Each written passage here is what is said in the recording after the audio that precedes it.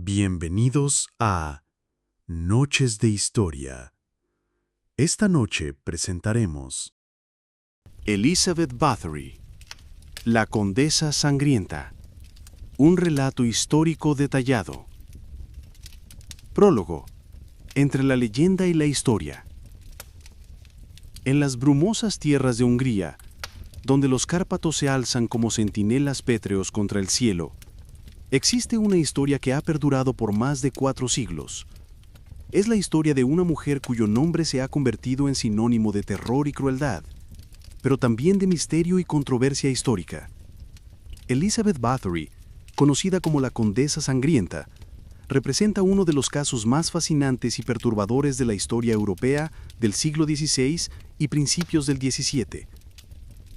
Nacida en una época donde la nobleza húngara ejercía un poder absoluto sobre sus súbditos, Elizabeth Bathory se convirtió en una figura que trascendió su tiempo, no solo por sus supuestos crímenes, sino por las circunstancias políticas, sociales y culturales que rodearon su vida y su eventual caída.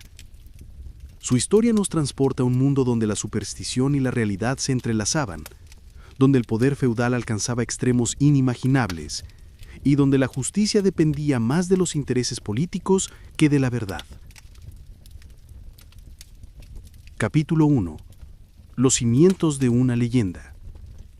El 7 de agosto de 1560, en el castillo de Nyír Bátor, en el Reino de Hungría, nació Erzsébet Bathory. El nombre resuena ahora con ecos siniestros, pero en aquel momento representaba el nacimiento de una heredera de una de las familias más poderosas y respetadas del reino húngaro. Los Bathory no eran nobles comunes. Eran una dinastía que había dado reyes a Polonia, príncipes a Transilvania y generales que defendieron la cristiandad contra el avance otomano. La familia Bathory tenía raíces profundas en la aristocracia húngara.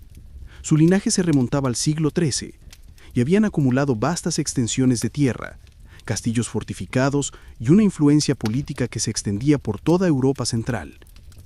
El padre de Elizabeth, Georgi Bathory, era un magnate húngaro de considerable poder, mientras que Anna Bathory pertenecía a una rama lateral de la misma familia noble, lo que era común en la época para consolidar el poder y la riqueza dentro de las grandes casas aristocráticas.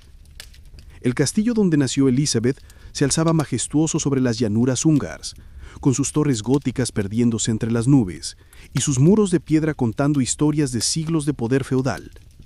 Era un mundo donde la vida de los siervos valía menos que la de los caballos de guerra, donde la justicia se administraba según el capricho de los señores, y donde la diferencia entre la nobleza y los campesinos era tan vasta como la que separaba el cielo de la tierra.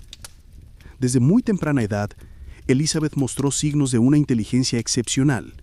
Dominaba varios idiomas, incluyendo el húngaro, el alemán, el latín y el eslovaco, una educación extraordinaria para una mujer de su época.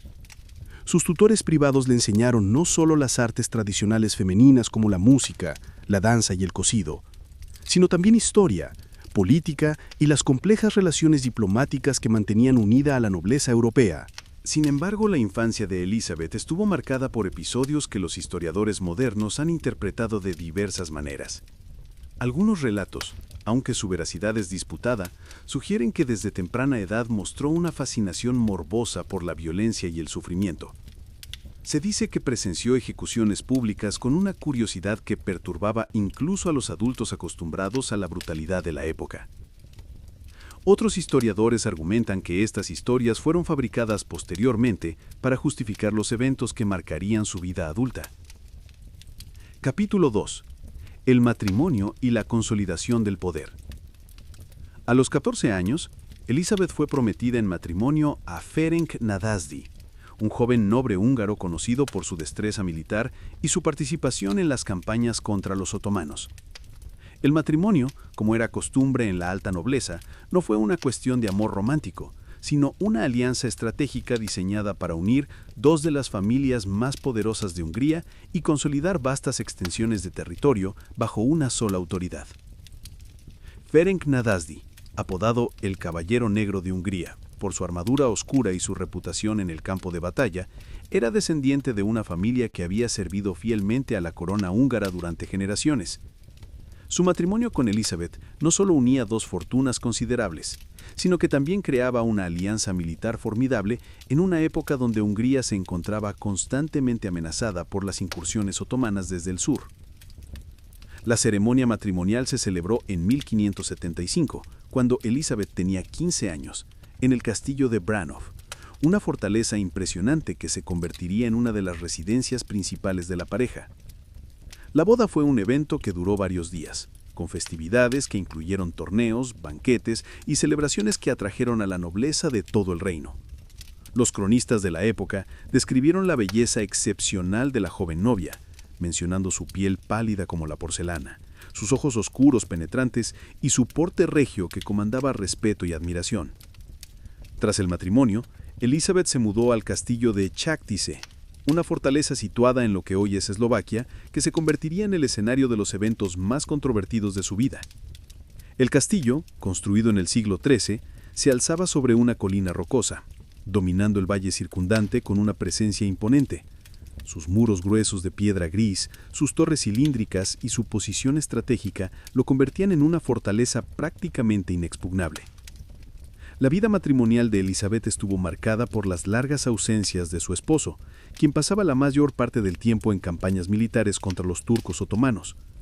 Estas ausencias, que a menudo duraban meses o incluso años, dejaron a Elizabeth con la responsabilidad de administrar los vastos dominios de la familia, una tarea que asumió con una competencia y una autoridad excepcionales para una mujer de su época. Capítulo 3. La administradora del poder. Durante las ausencias de su esposo, Elizabeth demostró ser una administradora extraordinariamente capaz y despiadada. Gobernaba los dominios familiares con una eficiencia que impresionaba incluso a sus contemporáneos masculinos, pero también con una crueldad que comenzó a generar rumores susurrados entre los siervos y la pequeña nobleza local. Los dominios de los Nadasdi Báthory se extendían por miles de hectáreas, incluyendo docenas de pueblos, varios castillos y tierras agrícolas que sustentaban a decenas de miles de personas. Elizabeth supervisaba personalmente la recaudación de impuestos, la administración de justicia local y la gestión de los recursos económicos de la familia. Su correspondencia de la época, que ha sobrevivido en los archivos húngaros, revela una mente aguda para los negocios y una comprensión sofisticada de las complejidades políticas y económicas de su tiempo. Sin embargo, también durante este periodo comenzaron a surgir los primeros relatos sobre su comportamiento hacia los sirvientes del castillo. Los testimonios posteriores, aunque deben ser evaluados con precaución debido a las circunstancias en las que fueron obtenidos, sugieren que Elizabeth había desarrollado un sistema de castigos extremadamente severos para las infracciones menores. Se dice que golpeaba personalmente a las sirvientas con objetos contundentes, que las obligaba a permanecer desnudas en el frío del invierno y que inventaba torturas elaboradas para lo que consideraba desobediencia o incompetencia. Estos relatos, sin embargo, deben ser contextualizados dentro de las normas sociales de la época. El castigo físico de los sirvientes no solo era aceptado, sino esperado en la sociedad feudal del siglo XVI. Los señores feudales tenían poder de vida y muerte sobre sus súbditos, y la brutalidad hacia las clases inferiores era considerada una prerrogativa natural de la nobleza. Lo que distinguía a Elizabeth, según los testimonios, no era el hecho de que castigara a sus sirvientes, sino la aparente satisfacción que derivaba de estos castigos y la elaborada crueldad de los métodos empleados. Capítulo 4. La viudez y la libertad peligrosa. En 1604, Ferenc Nadasdy murió, probablemente de una enfermedad contraída durante una de sus campañas militares. Su muerte dejó a Elizabeth, a los 44 años, como viuda y señora absoluta de uno de los patrimonios más vastos de Hungría. La viudez, paradójicamente, le otorgó una libertad que pocas mujeres de su época podían imaginar, pero también la expuso a vulnerabilidades políticas que eventualmente contribuirían a su caída. Como viuda rica y poderosa, Elizabeth controlaba directamente tierras que generaban ingresos enormes, castillos estratégicamente importantes y una red de lealtades que se extendía por toda la región. Su riqueza era tal que prestaba dinero a otros nobles, incluyendo al mismo rey húngaro, lo que le otorgaba una influencia política considerable, pero también la convertía en un objetivo atractivo para aquellos que codiciaban su fortuna. Fue durante este periodo de viudez que los rumores sobre su comportamiento comenzaron a intensificarse y tomar características más siniestras. Los testimonios posteriores sugieren que, liberada de las restricciones que podría haber impuesto la presencia de su esposo, Elizabeth comenzó a desarrollar lo que los cronistas describieron como una obsesión con la juventud y la belleza. Se dice que había desarrollado la creencia de que la sangre de las jóvenes vírgenes podía preservar su propia juventud y belleza, una creencia que, según los acusadores, la llevó a cometer los crímenes más atroces. La historiografía moderna ha cuestionado severamente estos relatos, sugiriendo que pueden haber sido fabricados o exagerados para justificar acciones políticas posteriores. Sin embargo, es innegable que durante este período el comportamiento de Elizabeth se volvió más errático y cruel, posiblemente como resultado del aislamiento, el poder absoluto y la falta de restricciones sociales que había caracterizado su vida anterior. Capítulo 5. El reinado del terror. Los testimonios recopilados durante el juicio de Elizabeth, aunque deben ser interpretados con precaución, pintan un cuadro de horror sistemático que supuestamente se desarrolló en el castillo de Cháctice durante los últimos años de su libertad. Según estos relatos, Elizabeth había desarrollado métodos de tortura cada vez más elaborados y sádicos, dirigidos principalmente contra jóvenes sirvientas y muchachas nobles de familias menores, que habían sido enviadas a su castillo para recibir educación cortesana. Los testimonios describen una variedad de torturas que incluían golpizas con objetos contundentes, quemaduras con hierros candentes, mutilaciones con cuchillos y agujas y exposición prolongada al frío extremo. Se dice que Elizabeth observaba estos castigos con una satisfacción evidente y que a menudo participaba personalmente en la tortura de las víctimas. Los relatos más extremos sugieren que había desarrollado la práctica de bañarse en la sangre de las víctimas, creyendo que esto preservaría su juventud y belleza. El número de víctimas reportadas varía enormemente según las fuentes, desde unas pocas docenas hasta varios cientos. El relato más sensacionalista sugiere que Elizabeth y sus cómplices fueron responsables de la muerte de más de 600 jóvenes, aunque los historiadores modernos consideran que esta cifra es casi ciertamente una exageración dramática. Los registros contemporáneos más confiables sugieren un número considerablemente menor, aunque aún así significativo, de víctimas. Es importante señalar que estos testimonios fueron obtenidos bajo tortura y en circunstancias que favorecían la fabricación de acusaciones sensacionalistas. La sociedad del siglo XVII estaba profundamente influenciada por creencias en la brujería y lo sobrenatural, y era común que las acusaciones contra mujeres poderosas incluyeran elementos de sadismo sexual y prácticas ocultistas que pueden haber tenido más que ver con las fantasías y prejuicios de los acusadores que con la realidad de los eventos. Capítulo 6. Los cómplices y la maquinaria del horror. Según los testimonios del juicio, Elizabeth no actuaba sola en sus supuestos crímenes. Había desarrollado una red de cómplices que incluía a varios sirvientes de confianza, cada uno de los cuales desempeñaba un papel específico en lo que los acusadores describieron como una maquinaria sistemática de tortura y asesinato. Los principales cómplices identificados durante el juicio incluían a Dorothea Sendes, apodada Dorco, quien supuestamente servía como la principal ejecutora de las torturas; Ilona Ho, una nodriza que había estado al servicio de la familia durante décadas; Katarina Benitka, una lavandera que supuestamente se encargaba de limpiar las evidencias de los crímenes; y János Ujvari, apodado Ficzko, un sirviente deforme que actuaba como asistente en las torturas. Estos individuos, según los testimonios, habían desarrollado un sistema elaborado para atraer víctimas al castillo, torturarlas y disponer de los cuerpos. Se dice que utilizaban varios métodos para reclutar víctimas, incluyendo la promesa de empleo bien remunerado, la oferta de educación cortesana para jóvenes nobles y, en algunos casos, el secuestro directo de muchachas de familias campesinas.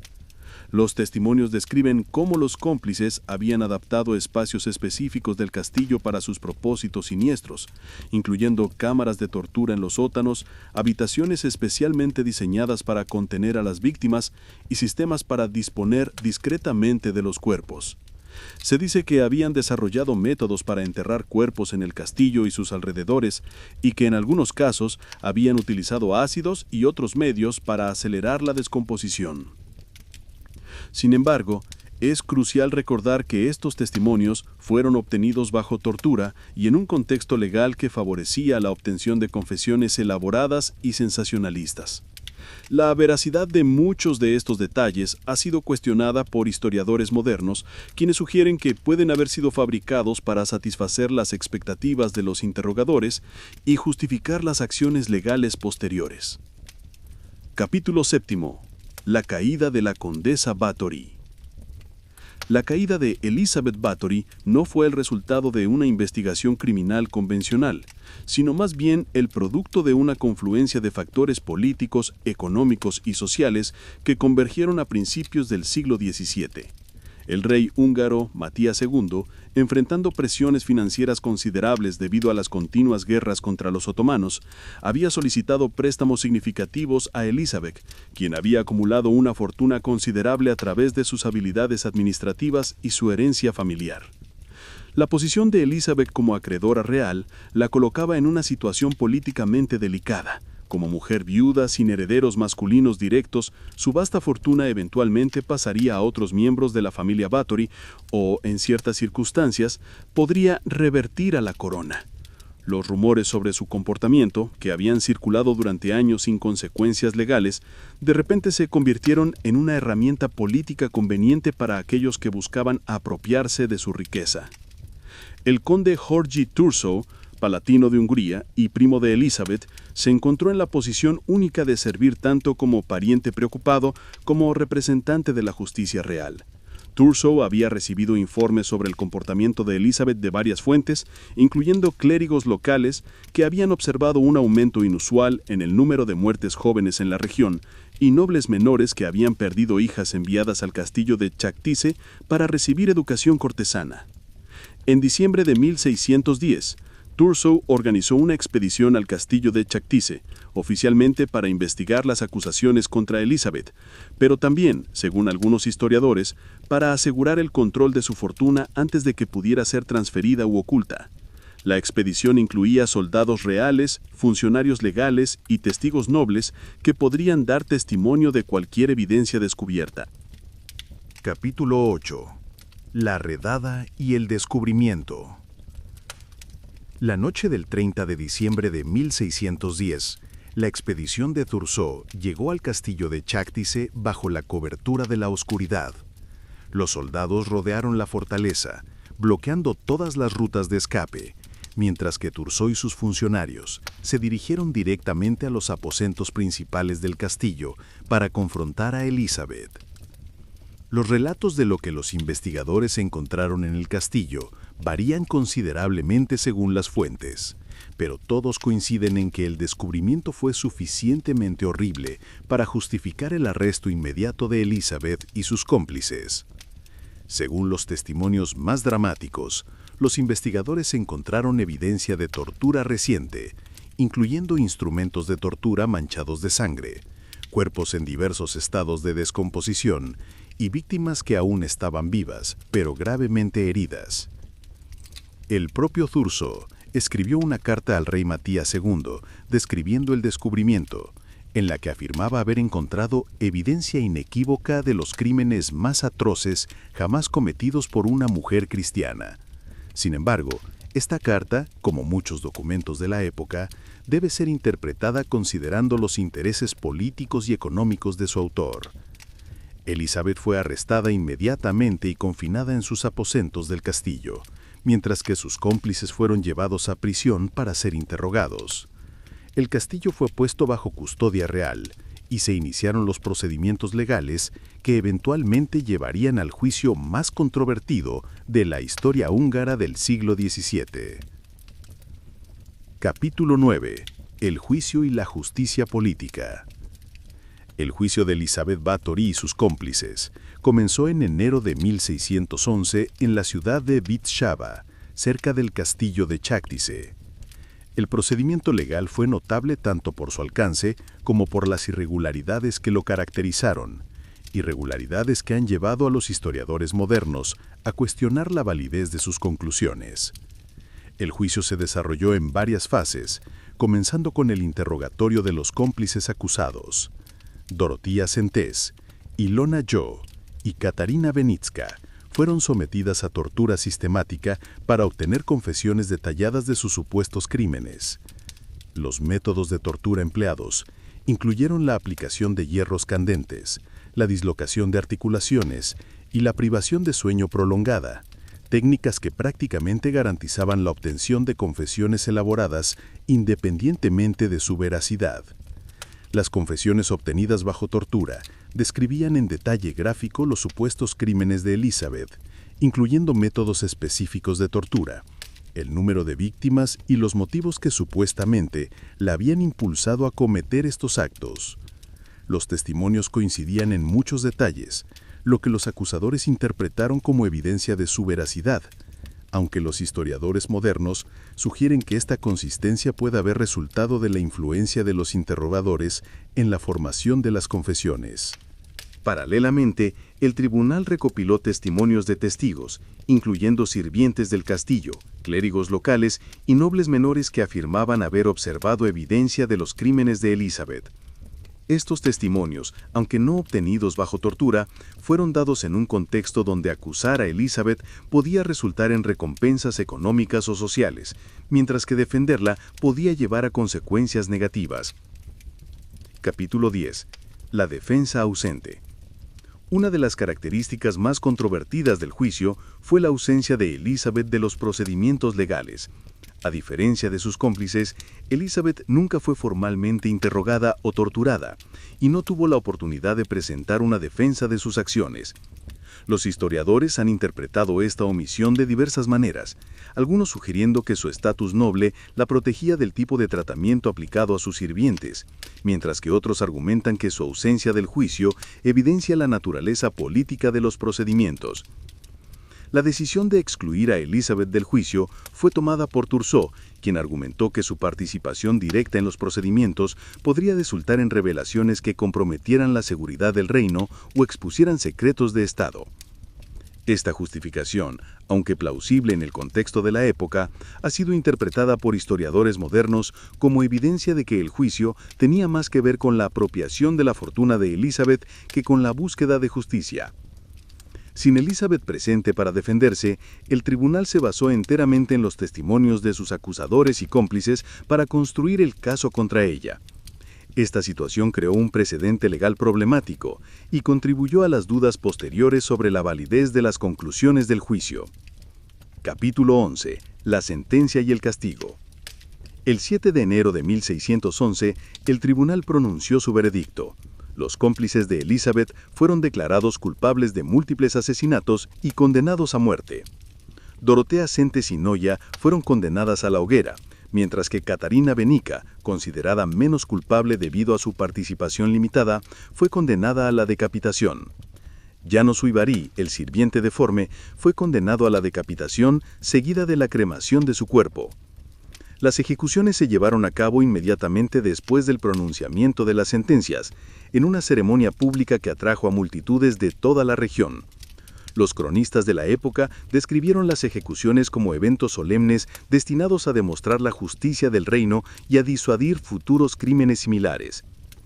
Elizabeth, por su parte, fue condenada a prisión perpetua en su propio castillo, una sentencia que reflejaba tanto su estatus noble como la naturaleza política de su caso. Esta forma de encarcelamiento, conocida como emmurement, era considerada una forma particularmente severa de castigo que permitía al prisionero permanecer vivo, pero completamente aislado del mundo exterior. La elección de esta forma de castigo para Elizabeth ha sido interpretada como un compromiso entre la necesidad de castigarla por sus supuestos crímenes y la imposibilidad política de ejecutar a un miembro de una familia noble tan influyente. Capítulo 12. Los años de confinamiento. Los 4 años que Elizabeth pasó en confinamiento en el castillo de Chactice fueron documentados de manera limitada, pero los pocos registros que sobreviven sugieren que mantuvo una correspondencia intermitente con el mundo exterior y que nunca aceptó completamente la validez de las acusaciones contra ella. Sus cartas, conservadas en los archivos húngaros, revelan una mente que permanecía aguda y una personalidad que no había sido quebrantada por el confinamiento. Durante este periodo, Elizabeth aparentemente pasó tiempo escribiendo memorias y reflexiones sobre su vida, aunque esos documentos, si alguna vez existieron, no han sobrevivido hasta nuestros días. Los guardias asignados a su custodia reportaron que mantenía una rutina diaria regular, incluyendo oraciones, lectura y la composición de cartas que nunca fueron enviadas. La salud de Elizabeth comenzó a deteriorarse gradualmente durante su confinamiento, posiblemente como resultado de la falta de ejercicio, la dieta limitada y el estrés psicológico del aislamiento. Los reportes médicos de la época, aunque limitados, sugieren que desarrolló problemas respiratorios y digestivos que eventualmente contribuyeron a su muerte. Capítulo 14. La muerte y el legado inmediato. El 21 de agosto de 1614, Elizabeth Bathory fue encontrada muerta en su celda por uno de sus guardias. Las circunstancias de su muerte fueron reportadas como naturales, resultado de las enfermedades que había desarrollado durante su confinamiento. Tenía 54 años al momento de su muerte, una edad avanzada para los estándares de la época, especialmente considerando las condiciones de su encarcelamiento. Su muerte fue reportada de manera discreta, sin las ceremonias fúnebres que normalmente habrían acompañado el fallecimiento de un miembro de la alta nobleza húngara. El cuerpo fue enterrado inicialmente en la iglesia de Chaktiche, pero posteriormente fue trasladado a la cripta familiar de los Bathory en Exed, donde permanece hasta hoy. La fortuna de Elizabeth, como se había anticipado, fue dividida entre varios reclamantes, incluyendo miembros de la familia Bathory, acreedores que habían prestado dinero a la familia y la corona húngara. Los vastos dominios que había controlado fueron fragmentados y redistribuidos, eliminando efectivamente la concentración de poder que había representado. Capítulo 14. La transformación del mito. En los años y décadas que siguieron a la muerte de Elizabeth, su historia comenzó a transformarse gradualmente en una leyenda popular que incorporaba elementos de folclore, superstición y sensacionalismo. Los escritores y cronistas de la época comenzaron a embellecer los detalles de sus supuestos crímenes, añadiendo elementos sobrenaturales y exagerando la escala de sus atrocidades. La historia de Elizabeth se convirtió en un cautionary tale sobre los peligros del poder descontrolado y la vanidad femenina. Los moralistas de la época utilizaron su historia para argumentar sobre la naturaleza inherentemente corrupta de las mujeres en posiciones de poder y sobre los peligros de permitir que las viudas controlaran grandes fortunas sin supervisión masculina. Durante el siglo XVIII, la historia de Elizabeth comenzó a incorporar elementos vampíricos, posiblemente influenciada por el folclore local, sobre los muertos vivientes y la fascinación creciente con lo sobrenatural. Los escritores comenzaron a describir su supuesta práctica de bañarse en sangre humana como evidencia de tendencias vampíricas, una interpretación que eventualmente contribuiría a su asociación con la literatura gótica y de horror. Capítulo 15. La reevaluación histórica moderna. La historiografía moderna ha sometido la historia de Elizabeth Bathory a un análisis crítico riguroso, cuestionando muchos de los elementos que habían sido aceptados como hechos históricos durante siglos.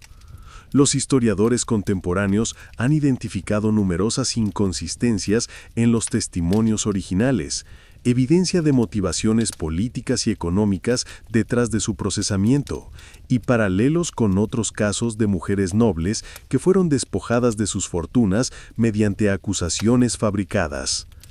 El análisis moderno ha revelado que muchos de los detalles más sensacionalistas de la historia de Elizabeth, incluyendo el número de víctimas y los métodos específicos de tortura, probablemente fueron exagerados o fabricados completamente. Los historiadores han demostrado que las técnicas de interrogatorio empleadas durante su juicio estaban diseñadas para obtener confesiones elaboradas, independientemente de su veracidad.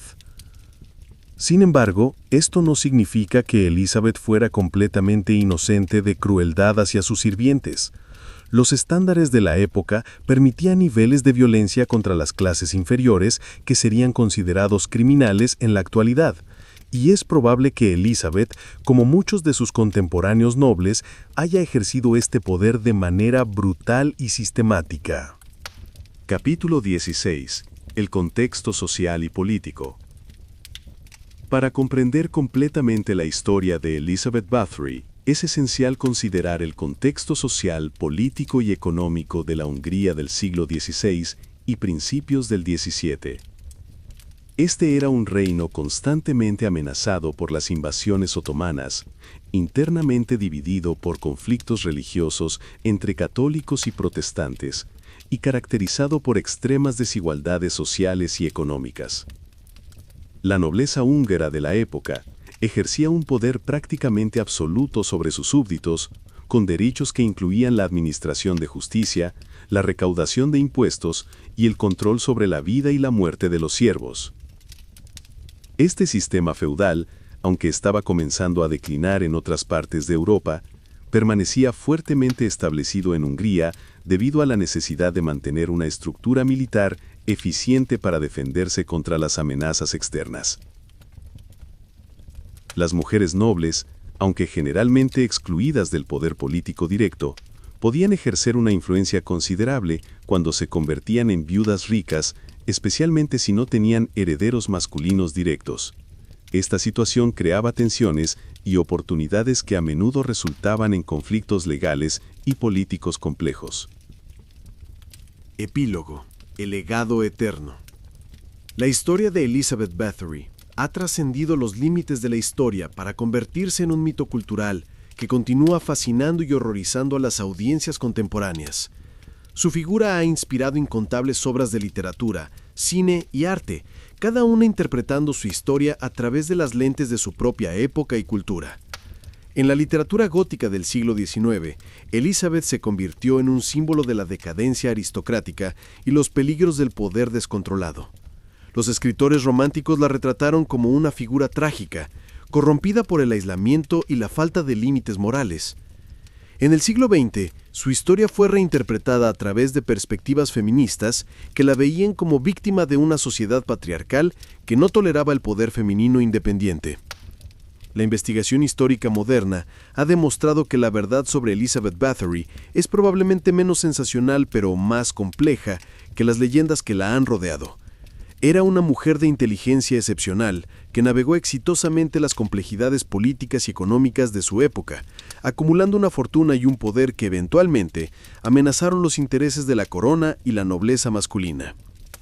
Su caída fue el resultado de una confluencia de factores, que incluían la codicia política, las tensiones sociales sobre el poder femenino y las supersticiones de la época sobre la brujería y lo sobrenatural.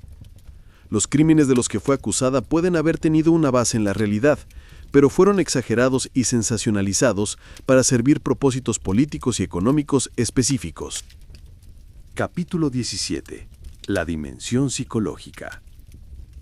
Los historiadores y psicólogos modernos han intentado comprender la personalidad de Elizabeth Bathory a través de los limitados registros históricos disponibles, tratando de separar los hechos de la ficción en el análisis de su comportamiento.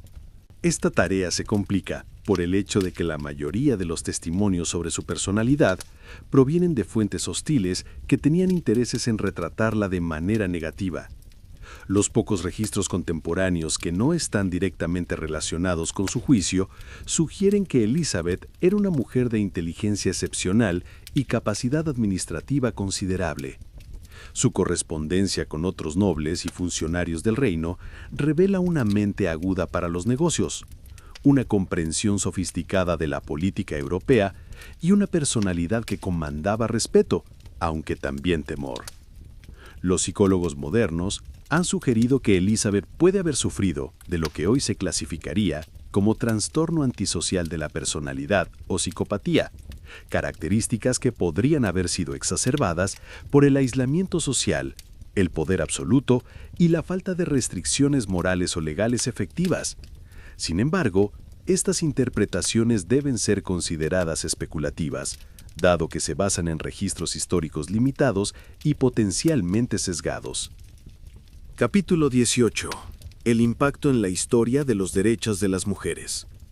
La historia de Elizabeth Bathory ha sido reinterpretada por los historiadores feministas como un ejemplo de cómo las mujeres poderosas han sido sistemáticamente demonizadas y despojadas de su poder a lo largo de la historia.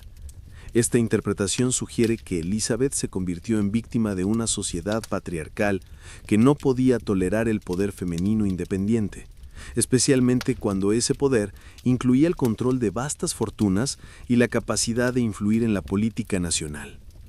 Los paralelismos con otros casos históricos de mujeres nobles que fueron acusadas de brujería, herejía o crímenes atroces cuando sus fortunas o poder político se volvieron inconvenientes para los intereses masculinos, han llevado a algunos historiadores a sugerir que Elizabeth fue víctima de una forma temprana de persecución sistemática de mujeres poderosas.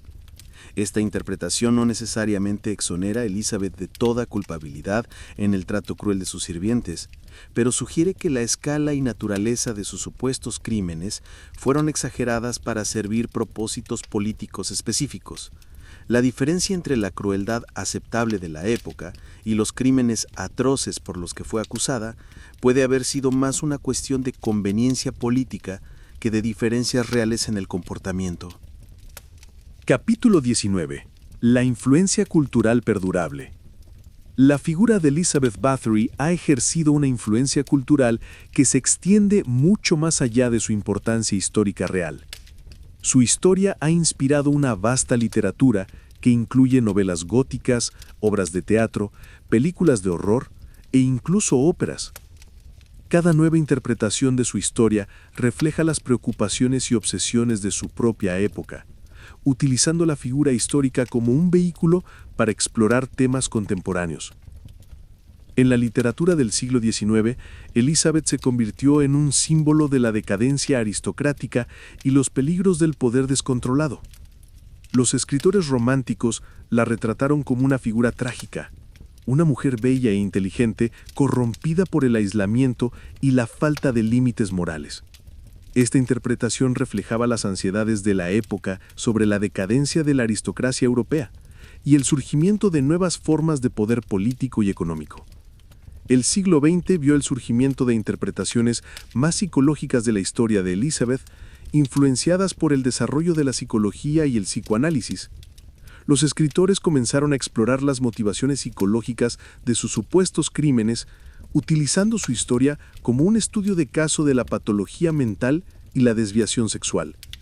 Esta tendencia culminó en las décadas de 1960 y 1970, cuando Elizabeth se convirtió en un símbolo de la liberación sexual femenina y la rebelión contra las normas sociales tradicionales.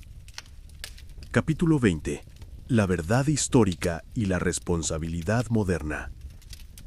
La evaluación moderna de la historia de Elizabeth Bathory requiere un equilibrio cuidadoso entre el escepticismo histórico y la responsabilidad de no minimizar la posible victimización de las personas que sufrieron bajo su autoridad.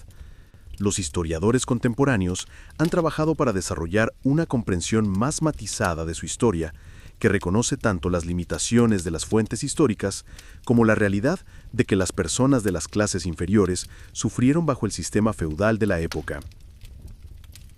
La investigación moderna ha revelado que muchos de los detalles más sensacionalistas de la historia de Elizabeth fueron probablemente fabricados o exagerados, pero esto no significa que fuera completamente inocente de crueldad hacia sus súbditos. Los estándares de la época permitían niveles de violencia que serían considerados criminales en la actualidad, y Elizabeth, como muchos de sus contemporáneos nobles, probablemente ejerció este poder de manera brutal. La clave para comprender la historia de Elizabeth Bathory está en reconocer que era un producto de su época. Una mujer que operaba dentro de un sistema social y político que legitimaba la violencia contra las clases inferiores y que otorgaba poder prácticamente absoluto a la nobleza. Su historia nos recuerda los peligros del poder descontrolado y la importancia de los sistemas legales y morales que protegen a los vulnerables de los abusos de los poderosos. Capítulo 21. Las lecciones contemporáneas. La historia de Elizabeth Bathory ofrece varias lecciones importantes que siguen siendo relevantes en el mundo contemporáneo.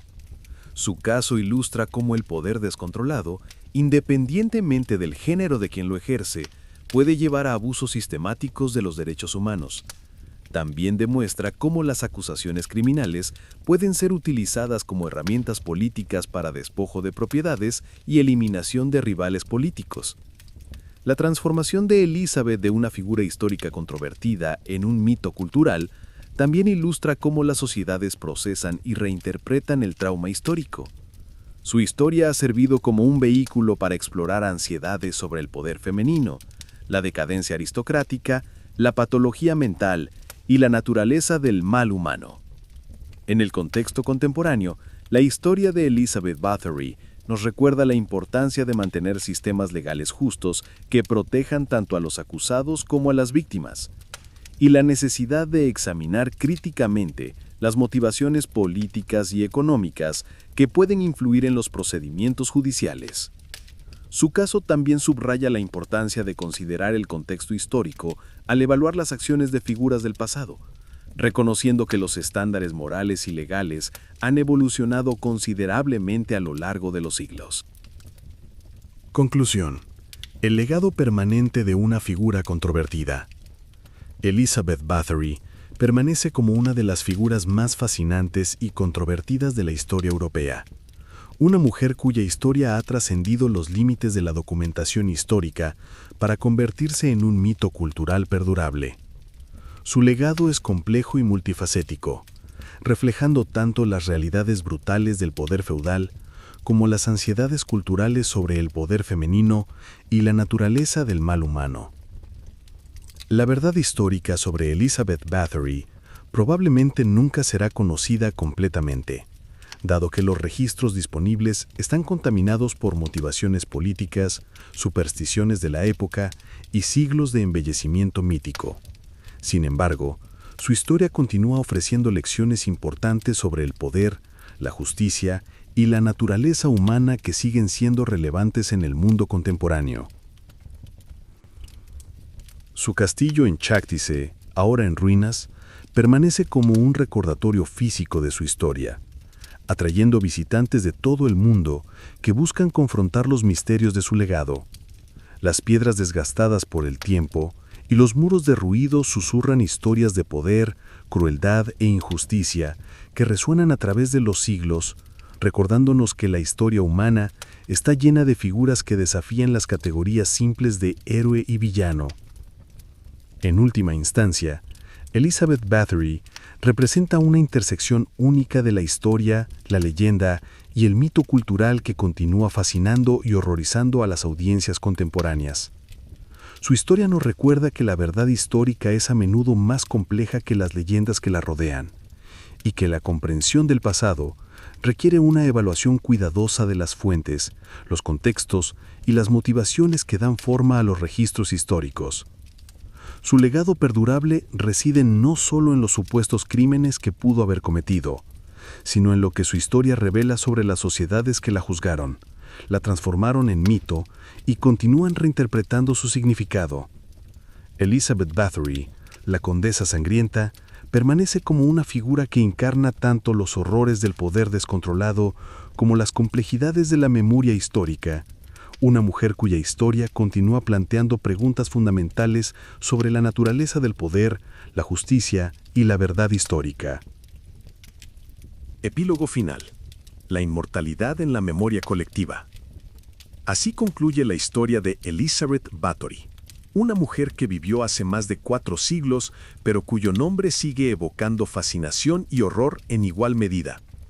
Su historia nos transporta a un mundo donde la línea entre la historia y la leyenda se difumina, donde la verdad se entrelaza con el mito y donde las acciones de una sola persona pueden resonar a través de los siglos para convertirse en parte permanente de la memoria colectiva humana. En las brumas de la historia, Elizabeth Bathory permanece como un enigma, una figura que desafía nuestras categorías morales simples y nos fuerza a confrontar las complejidades del poder, la justicia y la naturaleza humana. Su legado continúa evolucionando, reinterpretándose con cada nueva generación que descubre su historia, asegurando que la condesa sangrienta de Hungría permanezca para siempre en los anales de la historia como una de las figuras más controvertidas y fascinantes de todos los tiempos.